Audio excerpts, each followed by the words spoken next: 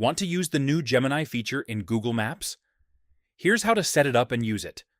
First, open Settings on your iPhone. Tap Privacy and Security. Tap Microphone. Find Google Maps.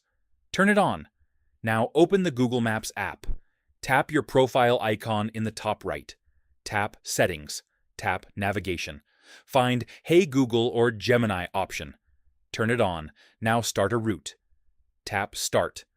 At the top, tap the Gemini icon. You can now ask questions using your voice. Ask about traffic. Ask for nearby places like coffee or gas. Ask for better routes or avoid tolls. You can also ask about weather along your route. Gemini will respond instantly and update your trip. You can also say, Hey Google for hands-free use.